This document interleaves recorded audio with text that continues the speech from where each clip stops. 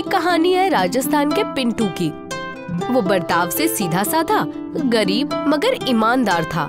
पिंटू की सबसे खास बात ये थी कि वो शाकाहारी होने के बावजूद भी चिकन के कई अलग अलग लजीज खाने बना पाता था।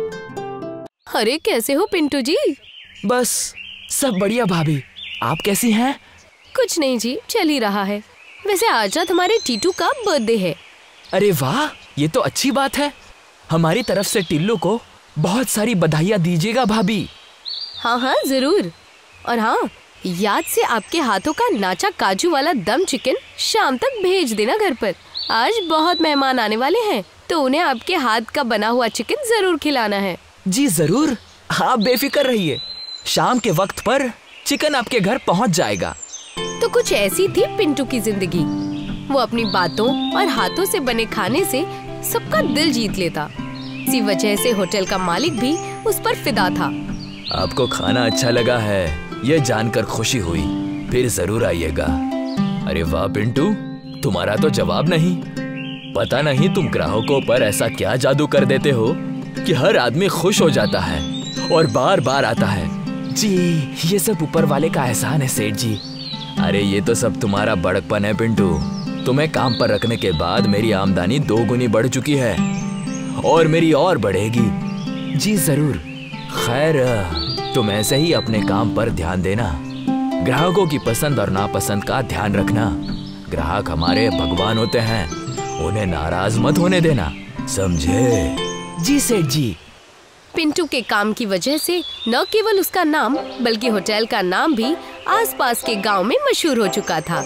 लोग दूर दूर से सिर्फ पिंटू के हाथ का चिकन खाने आते और बहुत खुश होकर लौटते। लेकिन दूसरों के पसंद और नापसंद का ध्यान रखने वाला पिंटू अक्सर मन ही मन मायूस रहा करता था और इसके पीछे की वजह थी उसकी पुरानी जमीन। अम्मी, आज मैं जो भी कर रहा हूँ उसकी वजह सिर्फ आप हो। आपने जो कुछ भी सिखाया उनमें से एक भी बात मैं भूला नहीं हूँ, और ना ही मैं भूला हूँ कि हमारी खेत और जमीन कस्बे के व्यापारी के पास रखी हुई है। कितना बदनसीब हूँ मैं, ना तो तुम्हारा इलाज सही से कर पाया और ना ही तुम्हारी आखिरी निशानी को संभाल पाया। लेकिन तुम फिक्र मत करो अम्मी, आज नहीं तो कल मैं वो जमीन वापस लेकर रहूंगा। अपनी माँ की आखिरी निशानी को वापस पाने के लिए पिंटू दिन रात मेहनत करता, मगर पिंटू को क्या पता था कि अब उसकी मेहनत का असली फल मिलने ही वाला है। अरे पिंटू जरा सुनना। जी कहिए सेठ जी। हमारे पड़ोस के गांव में एक बहुत ही बड़ा प्रदर्शन है जिसमें बाहर गांव से लोग आने वाले हैं। क्या बाहर के गांव से? हाँ, और उन्होंने हमसे चिकन के स्पेशल डिश बनवा कर मंगवाई है। बस इतनी सी बात? कोई बात नहीं सेठ जी, हो जाएगा। नहीं हो जाएगा ये तो मुझे भी पता है, लेकिन मैंने कहा कि मेहमान बाहर से हैं और उन्हें ज्यादा तीखा पसंद नहीं आता, तो उनके हिसाब से कुछ नया, मजेदार और कम तीखा बनाना होगा। ओह, तीखा कम होना चाहिए। ठीक है सेठ जी, हो जाएगा। वैसे ये प्रदर्शनी है कब? कल। तुम एक काम करो, घर जाकर आराम से सोचो कि क्या नया बना सकते हो, फिर हम उसे वहाँ भेज देंगे। जी जरूर।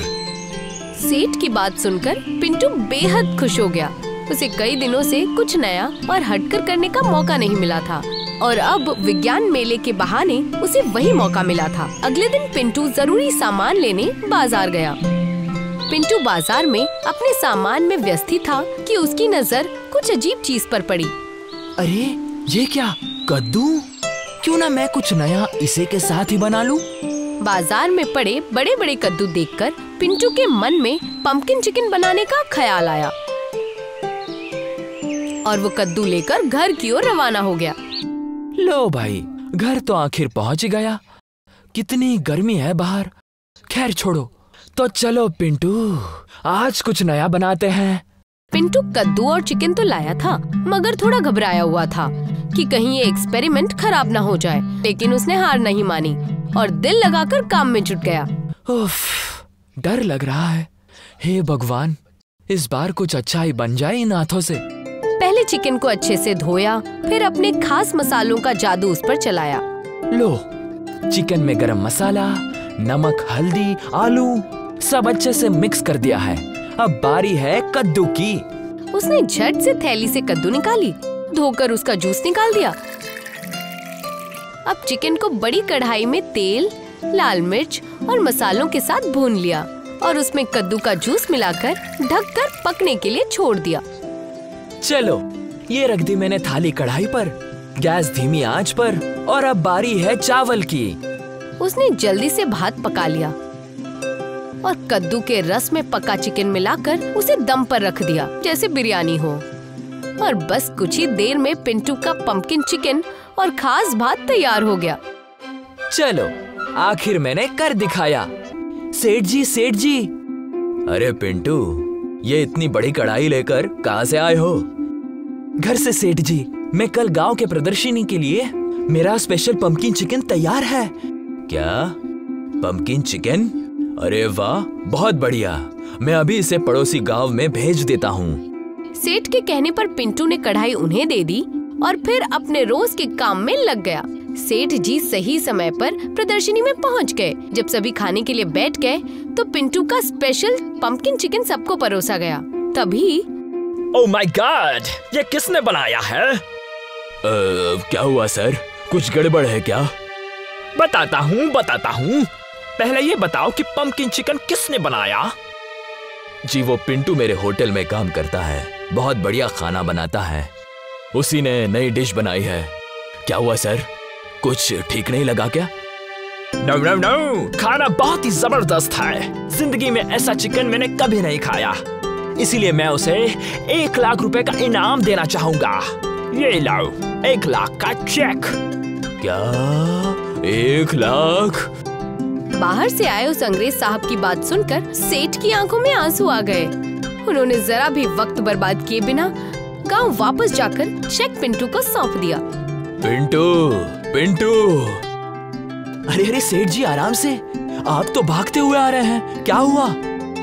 अरे भागू नहीं तो क्या करूं? लो, ये तुम्हारी मेहनत की कमाई। क्या? 1 लाख? हाँ पिंटू, तुम्हारी मेहनत रंग लाई। हाँ सेठ जी, अब मैं आज ही उस व्यापारी का सारा कर्ज चुका सकता हूँ और फिर बाद में गिरवी रखी जमीन भी वापस ले सकता हूँ। अब एक काम करो, एक बेहतरीन सा होटल खोलो और आगे बढ़ते रहो।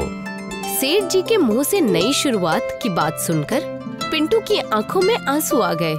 सेठ ने हमेशा ही पिंटू की मदद की थी और इतना सब कुछ होने के बावजूद वो पिंटू को अपने साथ बांध कर रखने की बजाय उसे आगे बढ़ने का बढ़ावा दे रहे थे। आखिरकार पिंटू ने वो पैसे लिए और एक नई जिंदगी की शुरुआत की। सीख, जो सच्चे मन से काम करता है, मेहनत करता है, वो एक न एक दिन अपनी मंजिल जरूर पा लेता है।